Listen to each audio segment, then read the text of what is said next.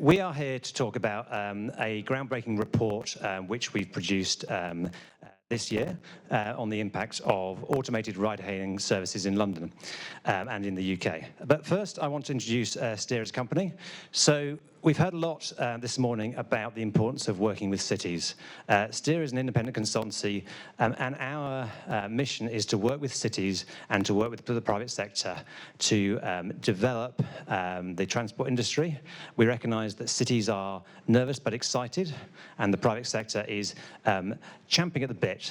But the way that this will work is by everyone working together, and we provide that kind of glue and interpretation between the two. I lead our new mobility work. This is started in London. We work across the world through our network of offices. And I just want to briefly describe why it's relevant, what we do. So we've worked on zero-emission vehicles and infrastructure, so that's been a public-private partnership. We wouldn't have all those charging points on the street if it wasn't for the public and private sector working together, and we've been an important part of that. Shared mobility. Those of you new to London, welcome. Have you seen any Lime bikes? If you have, that's a public-private partnership. It is incredibly successful. The regulation is very difficult. It's agreed at 33 different London boroughs. We work with the operators and with the city to make that work. It could be better, but the huge demand shows how public and private can work together. So, why am I standing here talking about electric vehicles and shared mobility? So, we see the key important part. Once you've got your technology working, once the regulation's in place, you need to work with cities, you need to work with transport authorities, and we can provide that glue to do that. So with no further ado, I'm going to pass to my colleague Bhavin to talk about some recent research we've been doing. Thank you.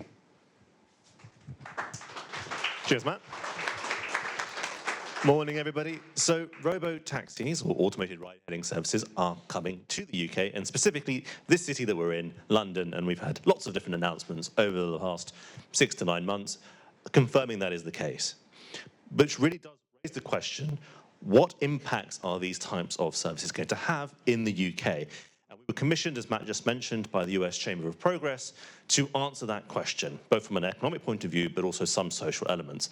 I'm going to give a very, very, very, very quick overview of some of the key findings across the next couple of slides.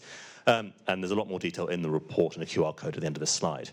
But there's a couple of things I want to draw your attention to on this particular slide. The first one is there's a huge amount of economic value from the deployment of these types of vehicles. I'm going to be speaking specifically about those robo-taxi type vehicles. So by our modeling, our central scenario, about £5 billion worth of gross output by 2050, which is about 2 billion in terms of gross value add. But the number I really want to draw your attention to is our estimate on the fleet size, which is the orangey yellow color on the slide here, 73,000 vehicles by 2050. That might sound like a lot to you, or it might sound like a little to you, depending on where you are. To put into context, there's about 300,000 PHVs and taxis in the UK. So it's still a very sizable chunk. It could be a lot larger. It could be a lot smaller, depending on how things go over the next 10 to 15 to 20 years. Just delving into that a bit more deeply, and appreciate some of those details on this slide might be hard to read at the back. That's not necessarily the point. The point that I really want to raise is that this huge boost to the UK economy is really driven by the operational side of these services, which, by the way, is also quite localized, as we've already heard about, and has a lot of high-value jobs.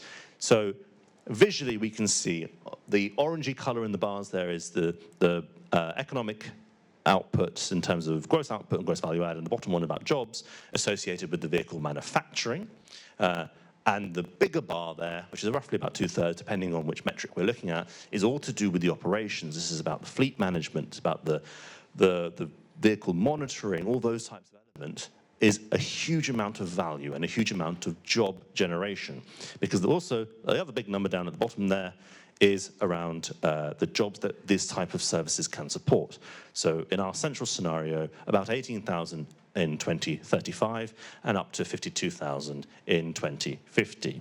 And if we just take a slightly deeper look into what that means and the breakdown of that, well, for every 1,000 automated ride-hailing vehicle, We're supporting about 800 jobs in 2035, and in 2050 that number slightly drops to 715. And the reason for that drop is actually the assumption that you will have a lot more optimization and need fewer people when it comes to the fleet support side of things. But again, the big number there is on the right-hand side. It's around the operations, particularly about making sure that these vehicles happen. And again, just to stress, those things will be localized and high value in terms of their jobs. So just putting this all together, there's clearly a lot of value that these services can bring. How do we unlock that? And this is from a UK perspective, but a lot of this is applicable to wider EU.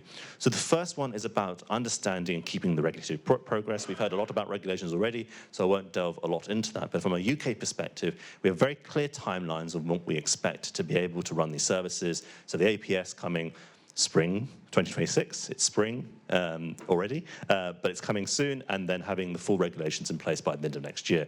And it's important that we keep that so the industry can make sure they understand those are the timescales we're working towards.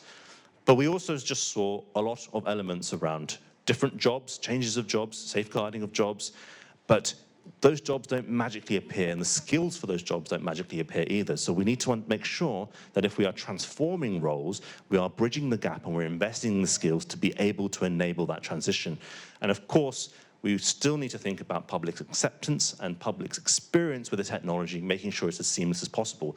I always like to say, well, if your AV is not able to take you from your doorstep to your doorstep, and actually you're being, for whatever reason, for OGD reasons or whatever, you're having to be dropped off 200 meters away from your destination, that has accessibility impacts, of course, but also we live in London, it's probably going to be raining, and you may have forgotten your umbrella.